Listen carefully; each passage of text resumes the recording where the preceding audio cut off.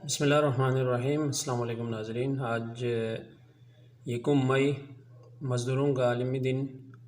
پوری دنیا میں یہ دن اس مقصد کے لیے منایا جاتا ہے کہ جو ہمارے معاشرے کا جو مزدور طبقہ ہے اس کے حقوق کا خیال کیا جائے، اس کی مشقت اور محنت کا اعتراف کیا جائے، اور اسلام نے مزدوروں کے حقوق کے اوپر بہت زیادہ زور دیا ہے، توجہ دی ہے۔ حضور آقا علیہ الصلوۃ والسلام کا فرمان ہے کہ مزدور کو مزدوری اس کا پسینہ خشک ہونے سے پہلے ادا کیا کرو۔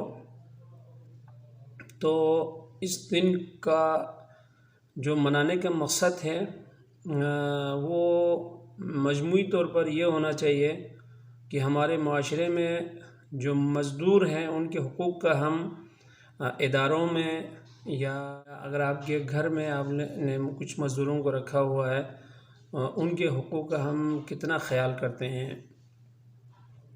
گو کہ ہم سب کسی نہ کسی حوالے سے مزدور ہیں۔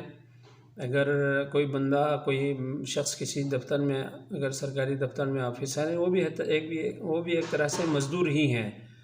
تو ہمیں اس چیز کا احساس کرنے کی ضرورت ہے آج کے دن کہ اگر ہماری 1 مہینے کی تنخواہ روک لی جائے، یا جو مراعات سرکار کی طرف سے یا کسی بھی نجی ادارے کی طرف سے اپنے ملازمین کو جو مراعات ملتی ہیں ان کو اگر ایک عارضی طور پر روک دیا جائے، تو وہ ملازمین، چاہے وہ آفیسر ہو چاہے وہ عام ملازم ہو، ان کے جو ہے گھریلو معاملات کے اوپر، روزمرہ معاملات کے اوپر اس کا کتنا اثر پڑتا ہے۔ اگر آپ نے اس چیز کا احساس کر لیا تو آج کا دن منانے کا مقصد جو ہے حاصل ہو جاتا ہے۔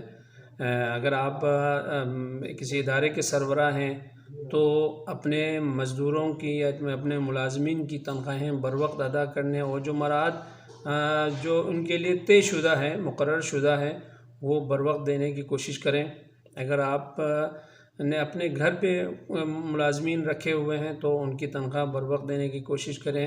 اگر آپ کچھ اپنی طرف سے زیادہ نہیں دے سکتے تو کوشش کریں جو ان کا اپنا حق ہے وہ آپ بر وقت ادا کریں۔ یہی آج کے دن منانے کا مقصد ہے۔ اور اگر آپ بحیثیت انسان اس چیز کا احساس کریں کہ مزدوروں کا عالمی دن کیوں منایا جاتا ہے، تو آج کے دن منانے کا مقصد حاصل ہوگا، اور مجموعی طور پر اس کا نتیجہ یہ ہوگا کہ معاشرے میں مزدور کو اس کا اپنا جائز حق مل جائے گا، اور جو مشکلات ان کو درپیش ہیں ان مشکلات سے وہ اپنے آپ کو نکالنے میں ان کو کافی حد تک مدد مل جائے گی۔ بہت بہت شکریہ۔